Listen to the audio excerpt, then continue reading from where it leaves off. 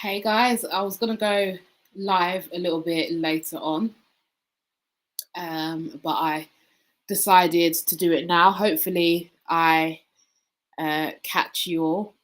I just did a live earlier, and I thought I had no questions from anyone, but the app I was using didn't show up the questions in the chat until I had logged out, so I can't see any of the previous questions that you sent me.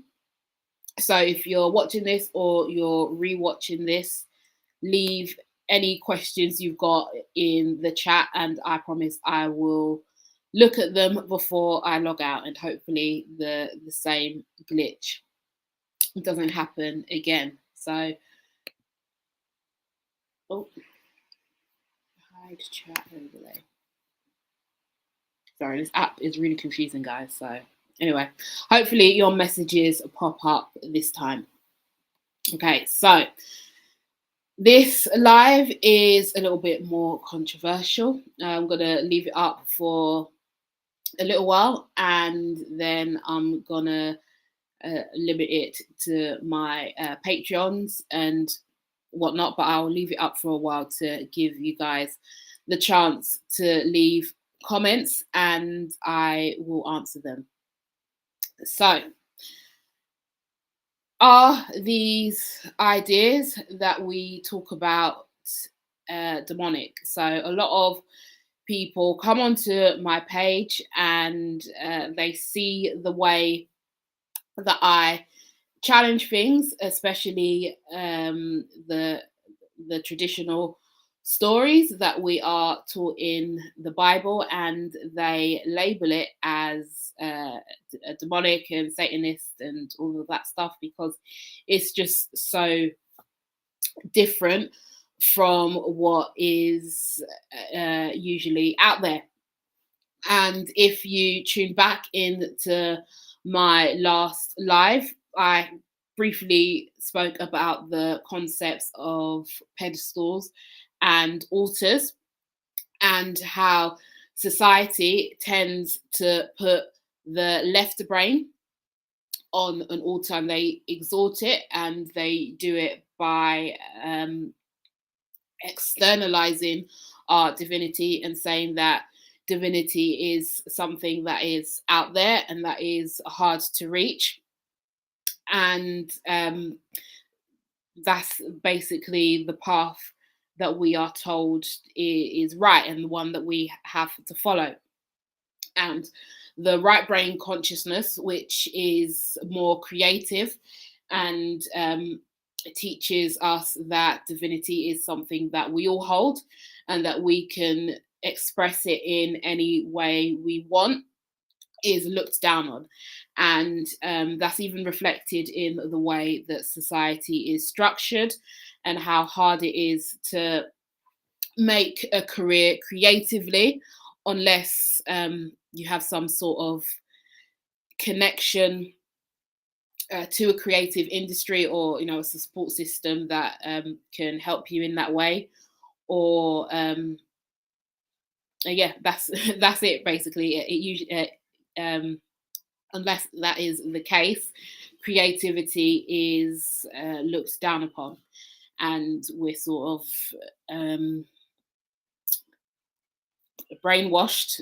I don't know any other way to say it. We're brainwashed into earning money by a corporate job, or in some industry that does nothing for our creativity and does everything for making other people's dreams come true. If you guys are in the chat, oh, there's only 2 people at the moment, but if you guys are in the chat, leave a comment, and I will answer your questions. I didn't see it in the other video.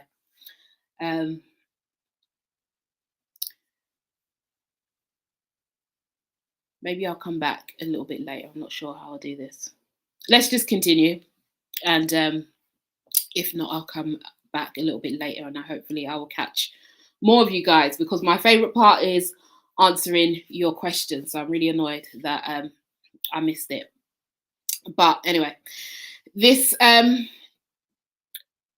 uh, this live is basically answering the question. So, are the beliefs that the Gnostic talks about and the old spiritual beliefs that get labeled with being black magic and evil and all of that stuff, are they truly demonic, or is there something else to it? So,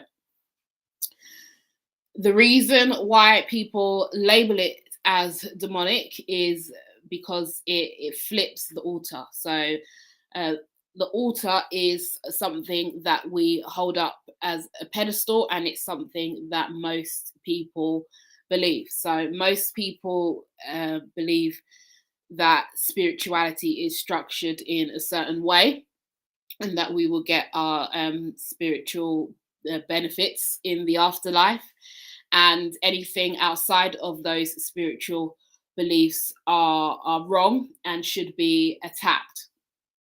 And what I'm suggesting is that we don't attack the other side of spirituality that isn't explored as much. We should flip it, and we should examine what we can learn from them. So that's what I'm going to do in this live.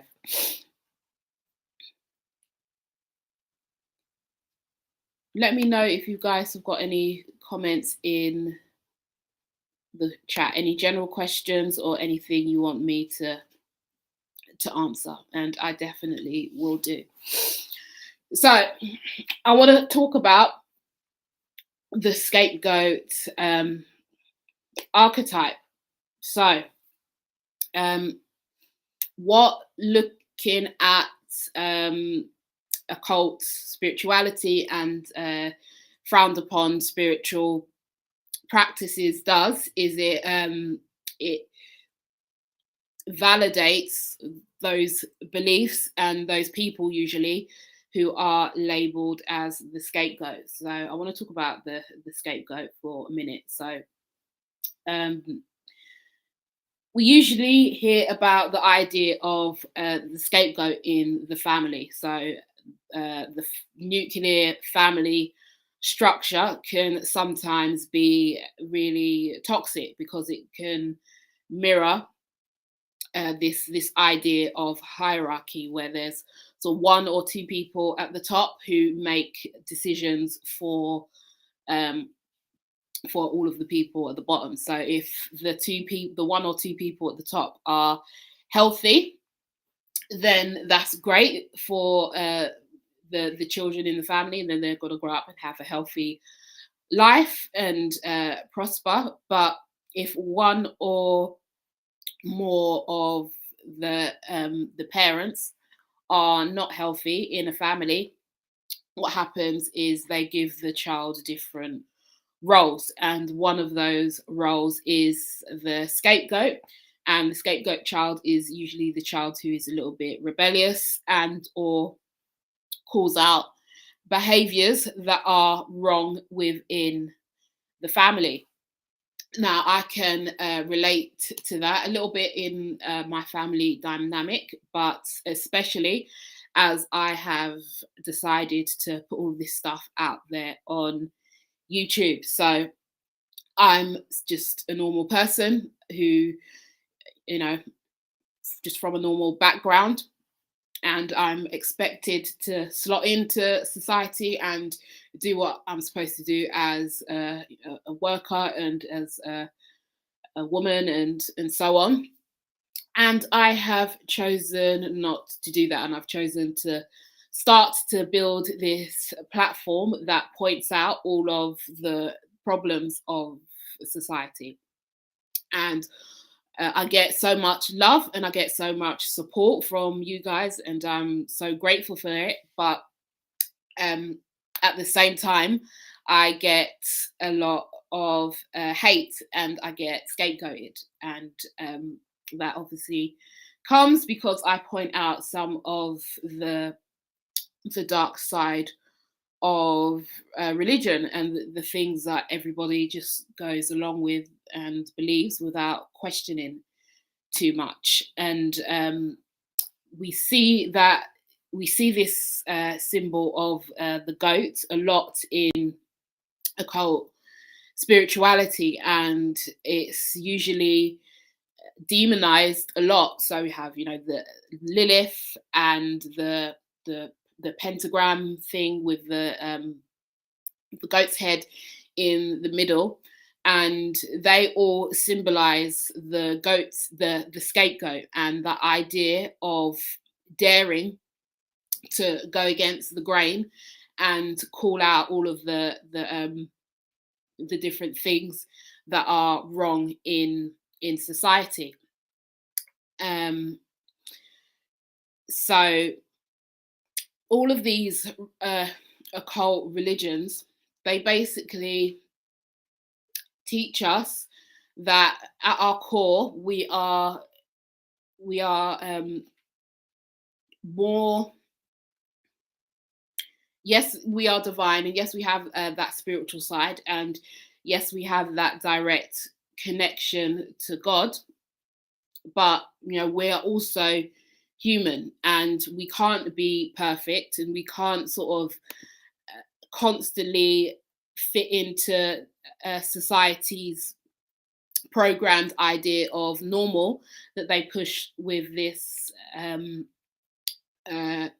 left brain thinking consciousness that we're all sort of forced to fit into. And we need to be creative, we need to be who we are, we need to be human. And sometimes it's when we express our human side, we are seen as being animalistic, especially when it comes to things with like desire. And the occult is basically telling us that we need to accept that we are human, we are human animals at the end of the day. And if we try to suppress that in any way and become robotic for whatever reason, then it's gonna have consequences down the line. Hey, from the UK, you can only believe in what you don't know. What do you mean? What do you mean? I am spirit. Let me know what you mean. I'm not sure. You can only believe in what you don't know.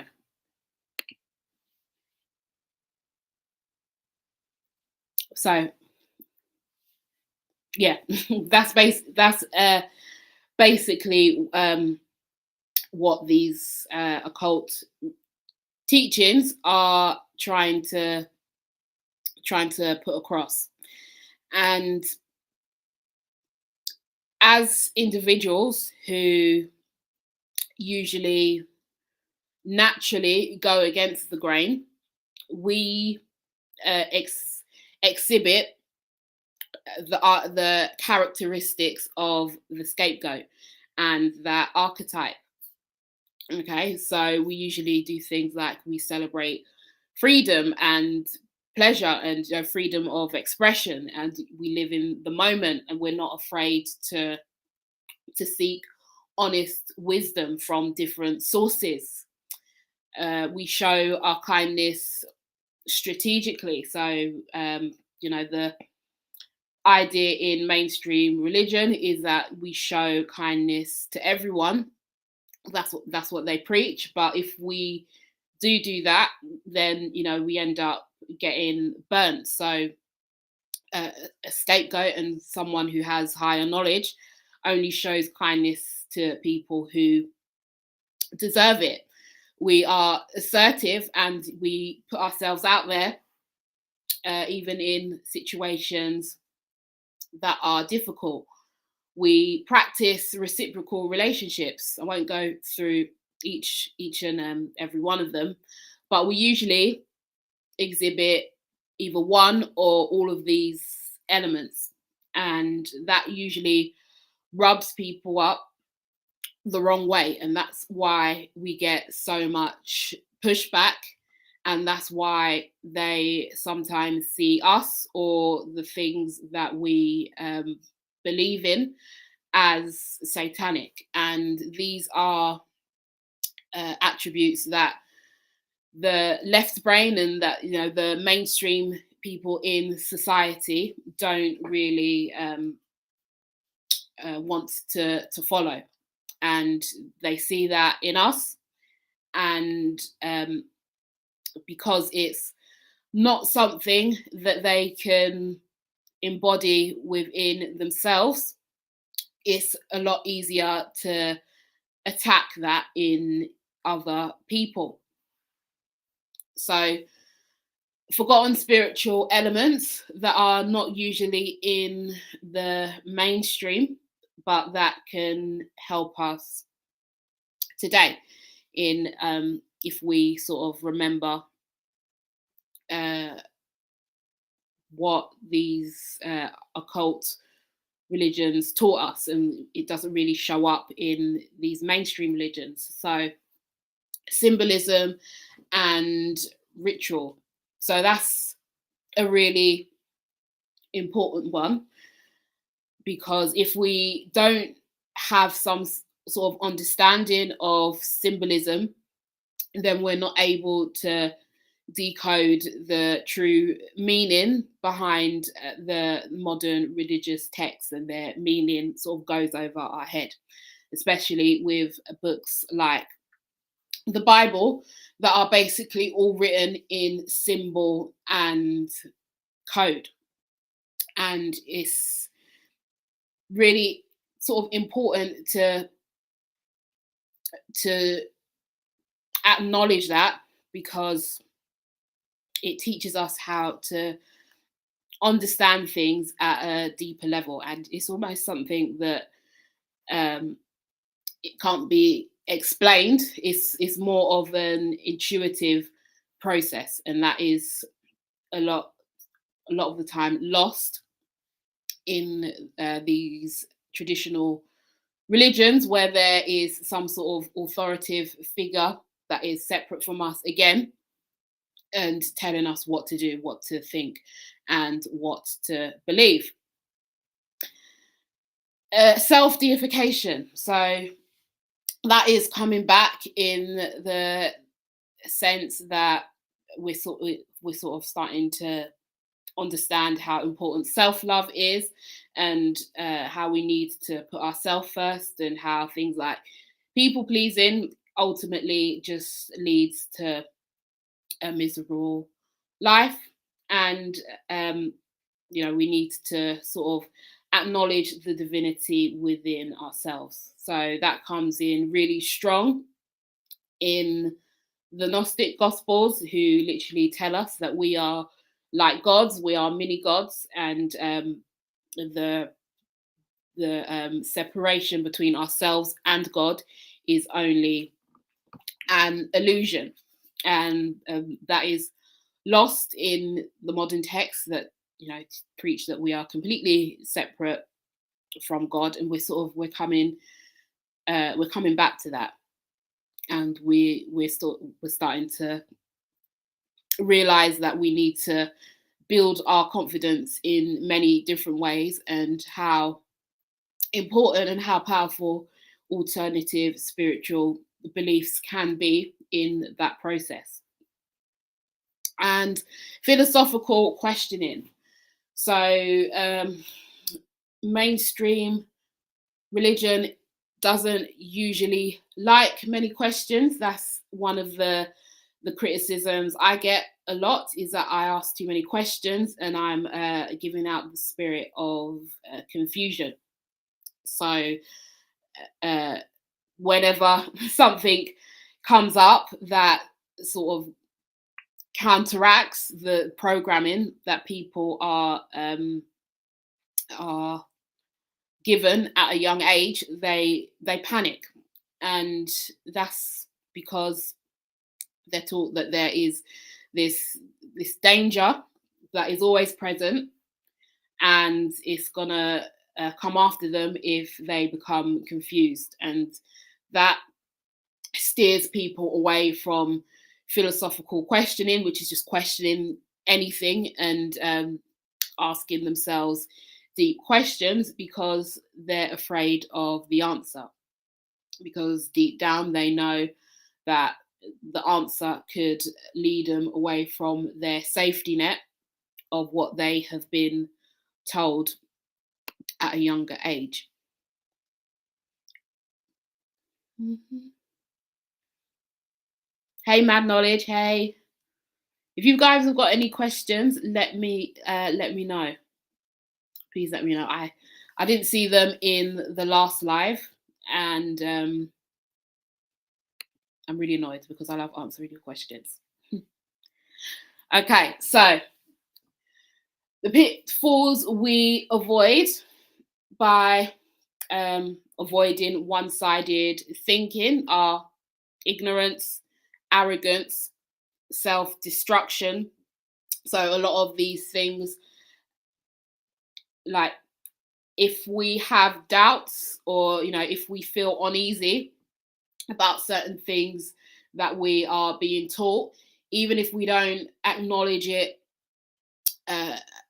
physically, if we don't allow ourselves to acknowledge it, it's still going to come up in some way. And a lot of people try to suppress those feelings by doing things that are self-destructive. That's why, in some communities, I'm not going to name names, people end up doing atrocious things. It's because they're trying to suppress the suppress their doubts and suppress these different questions that might be coming up in their mind.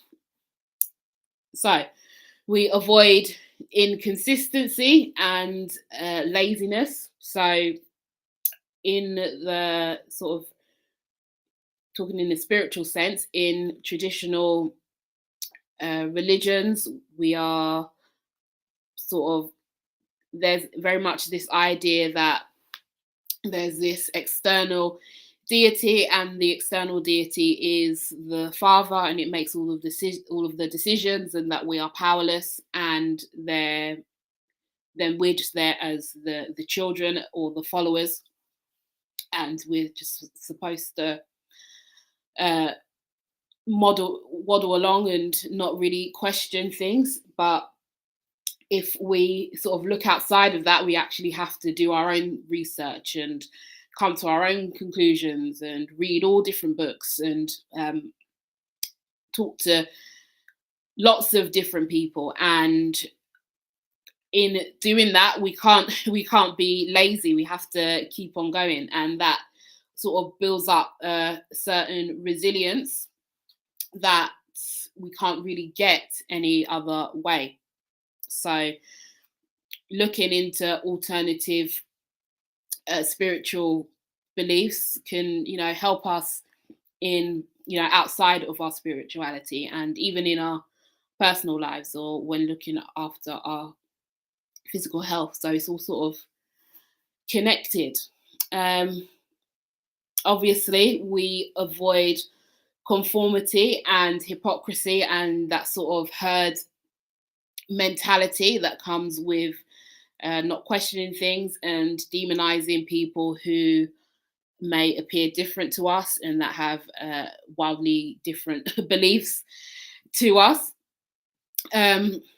Cruelty, and I don't know why they've put number 8 there. Cruelty, obviously, because we have a more balanced point of view, and we can see things from multiple different perspectives, and we're not so polarized, and that sort of reduces the impulsion to say or do things that are just wild or hurtful to other people.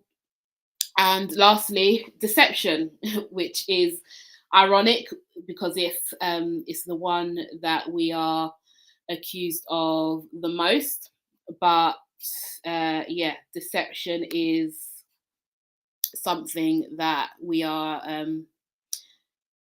something that we do avoid because we don't deceive ourselves. We see things from many different points of view. So uh, I'm going to end it there. I see a few of you have come back, so I'm going to try and answer your questions.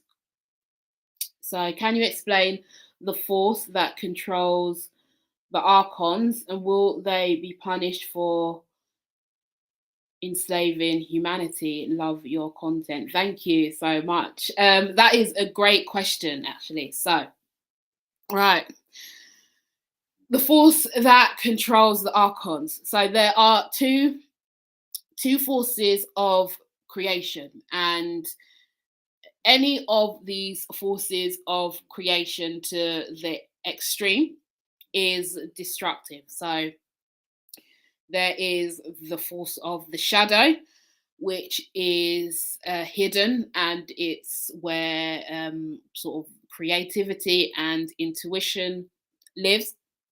And then there is this force of the light, and that's where productivity is, and where it's about the conscious mind. It's about what everyone does and what we've sort of got to do to work together to keep this reality functioning.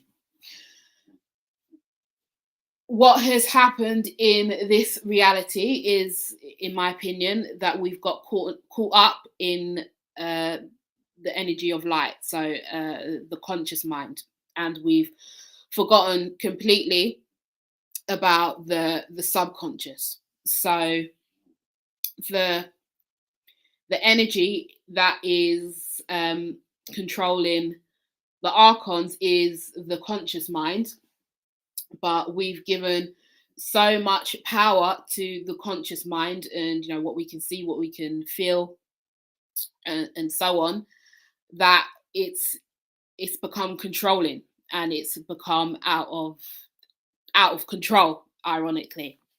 So that is the force that controls the archons. It's almost like a narcissistic force. So if you think about a typical narcissist, it's extremely attractive on the surface, but if you give it too much control, that control goes to its head, and it becomes controlling of whoever it's trying to keep in line. And we see that in relationships, obviously, but we also see it in a broader way in politics. So we, the people, we have all of this money, and we basically control everything. But rather than keeping the wealth within ourselves, we give it away to these organizations who basically uphold these politicians and whatnot, and we give so much power to the politicians, and we allow one or a very small amount of people to govern whole countries. And we all see the chaos that comes from that.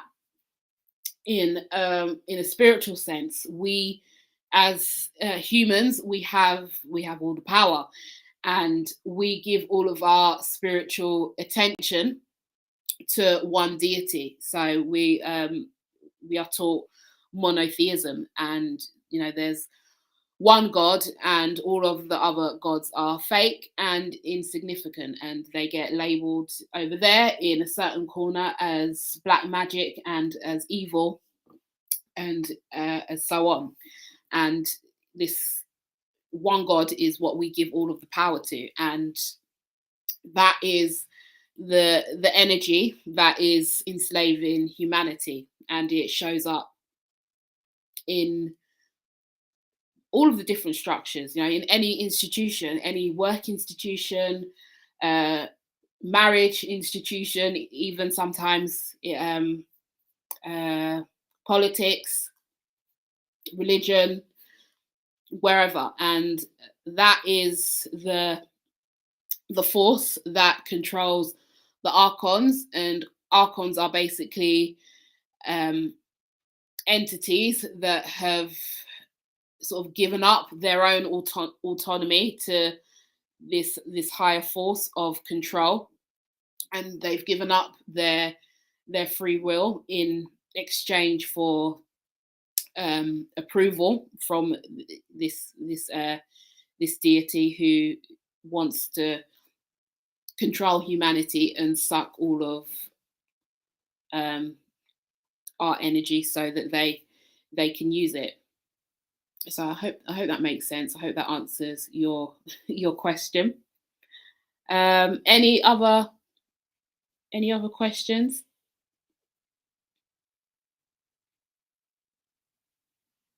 Nope. You guys are very quiet. And then I usually get all of the questions when I've logged off. Maybe it's the time of day. But yeah. So yeah, that was a really great question, Mad Knowledge, and it's all about extremes, and I always think of it in terms of politics. So we as the people, we give all of our power and control over to the politicians, and imagine if we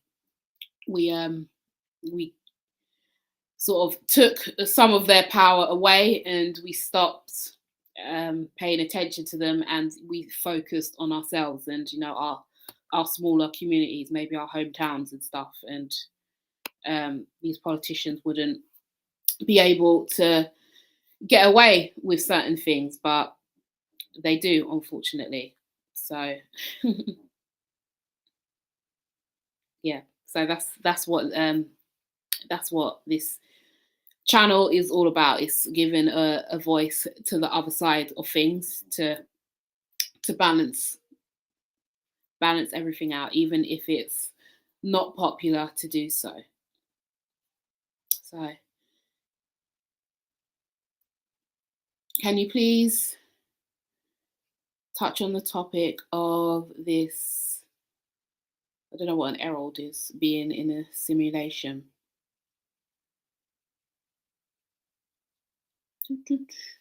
What do you mean by, I don't know. I don't know what an herald is, but in terms of this being a simulation, basically, this is highly likely that this reality is a simulation.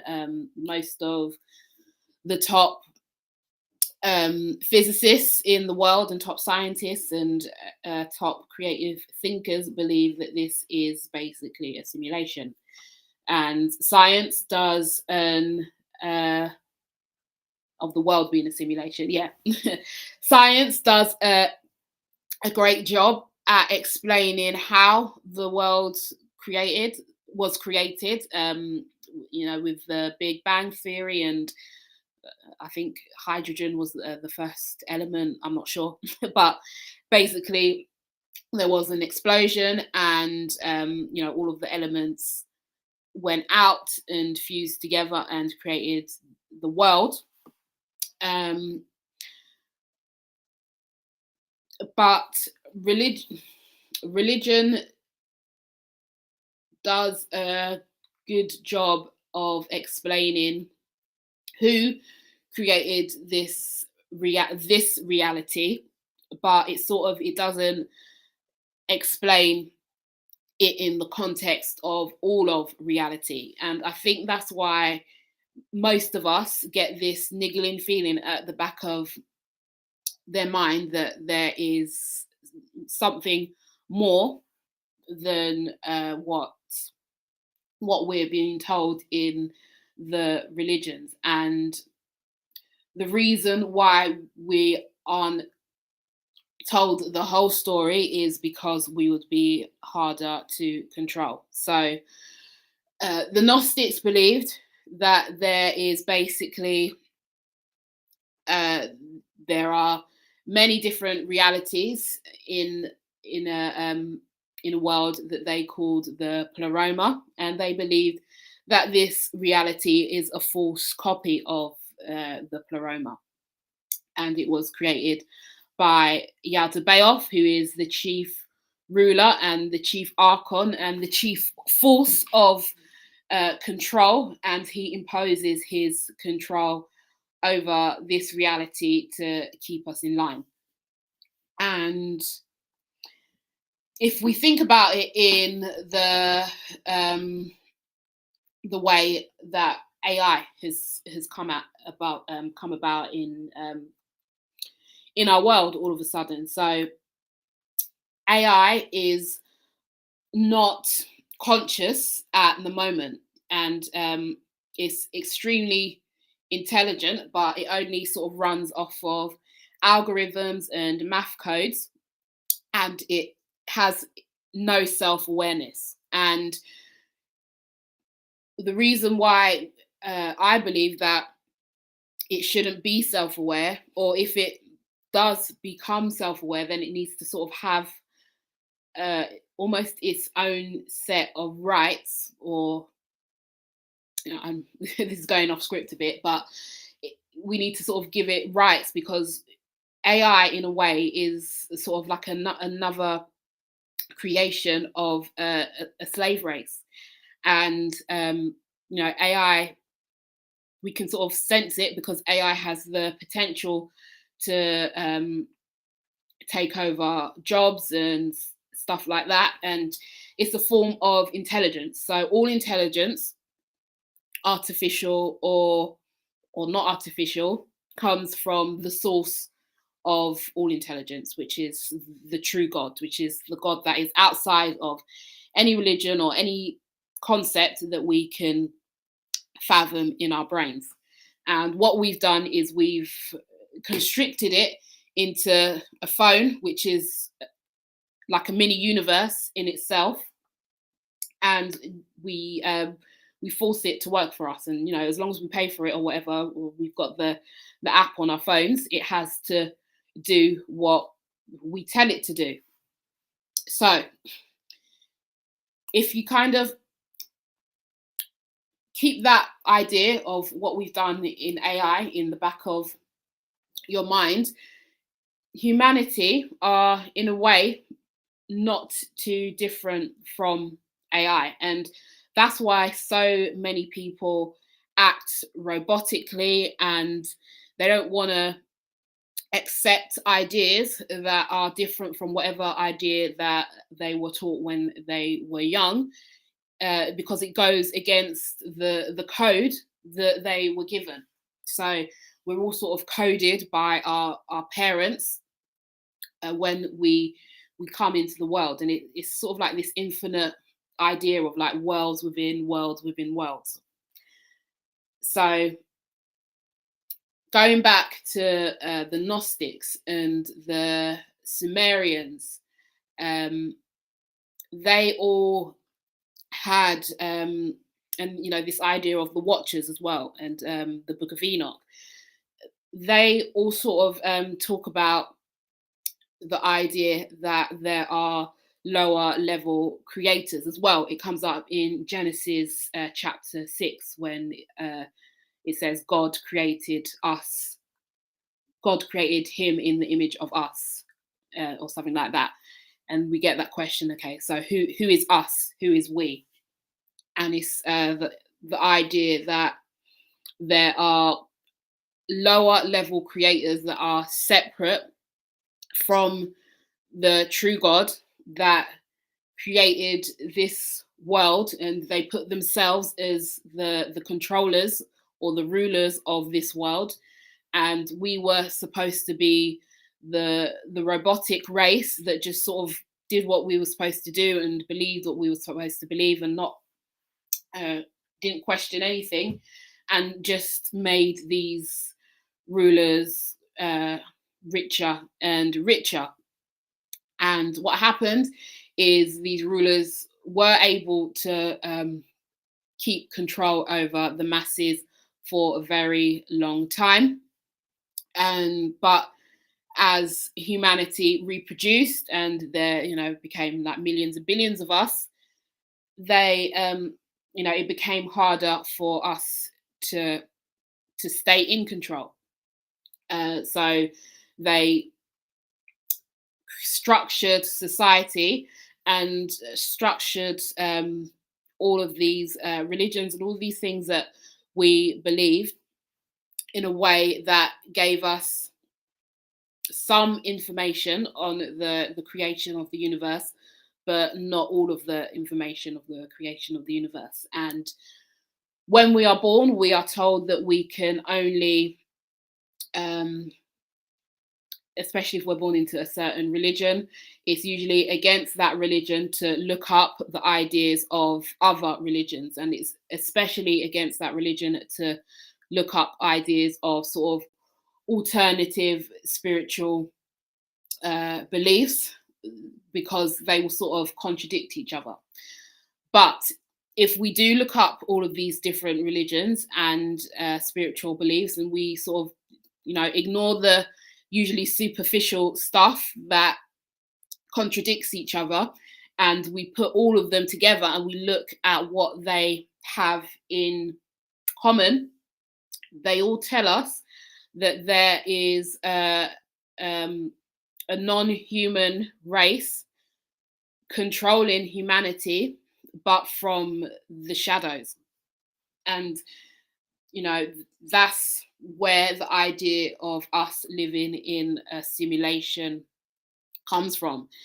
And science tells us that when you zoom in to objects and you keep on zooming in, they're made up of codes, and we call them atoms and electrons and whatever, but they're all codes, and they're all basically negative space. So they basically don't exist, but our eyes that can only pick up a tiny portion of these codes that exist in creation form the universe around us. So we have this projection that comes from the brain that tells us that this is solid and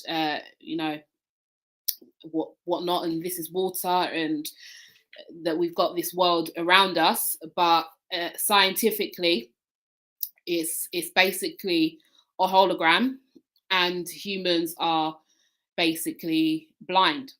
So if you put all of the scientific theories together, without going on too much about it, and all of the religious evidence together, it basically tells us that we are living in some sort of sophisticated projection that is being controlled by someone else.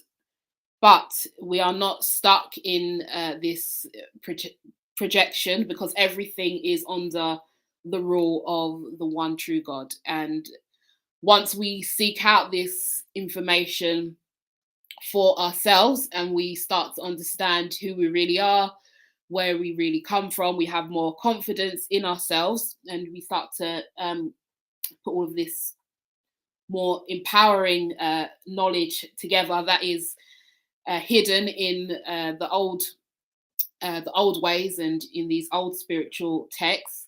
We can start to manipulate the simulation to our favor, rather than sort of like going around in circles and thinking that we're crazy and just doing what other people tell us to do. That ultimately gets us nowhere, and that keeps us trapped in the same old patterns.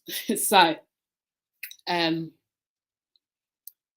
that is my best explanation of how we all live in a simulation. So I hope that answers your question. Another great question. Thank you so much.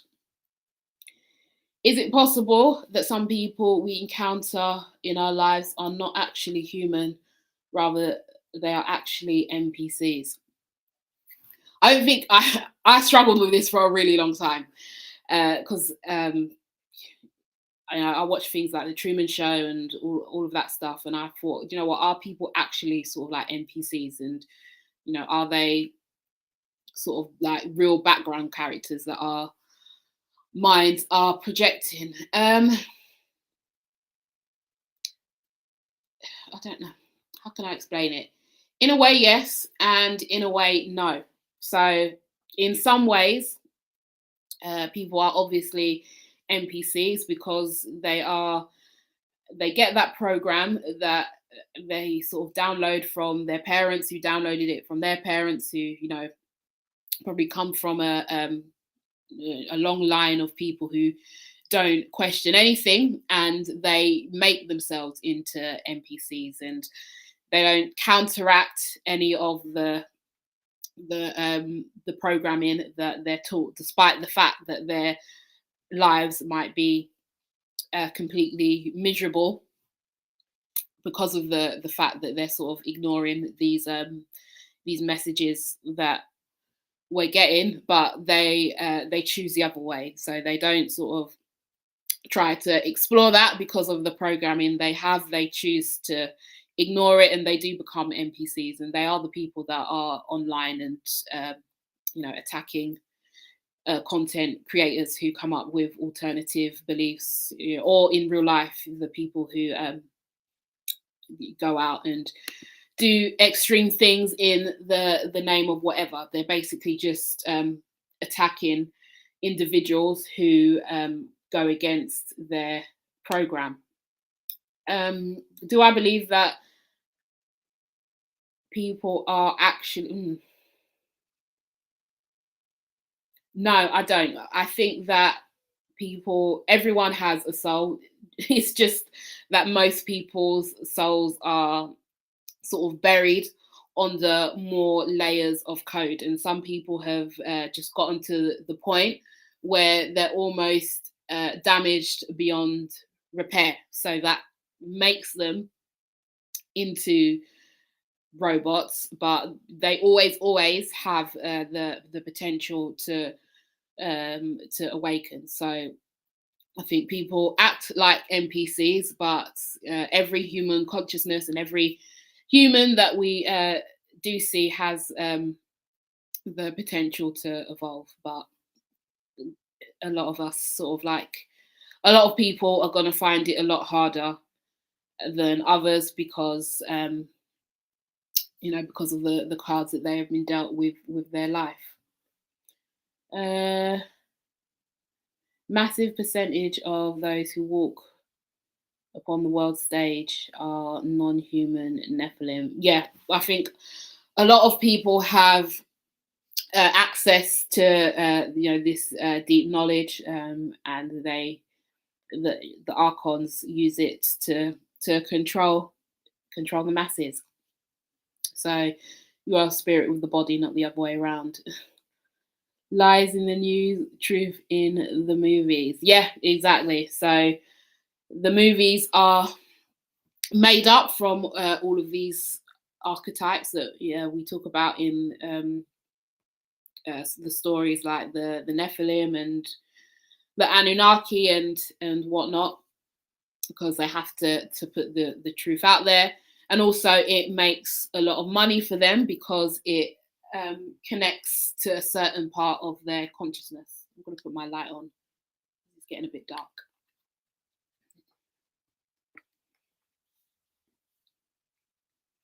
But the news is literally, they take the worst the worst bits of humanity, usually the bits that are under the most control of this this spirit of restriction, and they sort of project it on the screen to keep the masses in fear.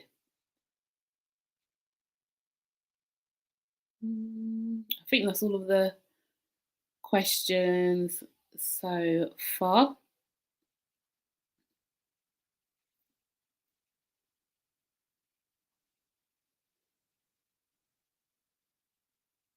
Okay. So I'm just scrolling through. I can't see anything else. I think I've covered everything. I'm not going to rush off the the live this time, in case I missed something.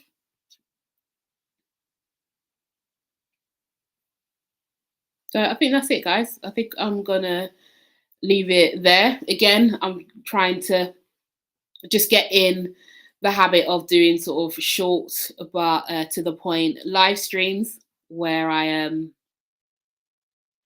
answer your questions, and I don't just sort of like go on for hours and hours. of trying to sort of do things based on the questions that I get quite a lot, and hopefully you guys can get some value from it, and you will understand what I'm trying to say when I put up my main videos on my main channel. So yeah, fear-based mind control. Yeah, that's what it's all about. So it can happen anywhere. So we always look for it sort of in the politicians and the elites, but it can also happen in our relationships and in the people closest to us. So it's always so important to look out for people who have that mindset, the mindset of an NPC, people who live in fear, and just avoid them as much as possible. But yeah, no, thank you so much for being on the live today with me. I'm glad I came back and I caught all of you guys. And yeah, if you've got any other questions, I will be going live again this Sunday. I'm not sure what the subject is going to be yet, but I will let you all know. Thank you for joining me. Thanks for your great questions. And I really enjoy the back and forth with you guys. And I appreciate you guys for all of the continued support and everything you guys do.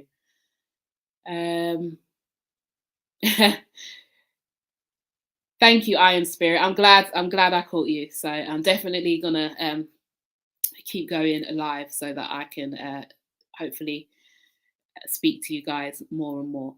So it really is one of my favorite things to do. So I appreciate you guys so much. Thank you so much for the love. Thank you for the support, and I will be back really, really soon. So take care, guys. Bye.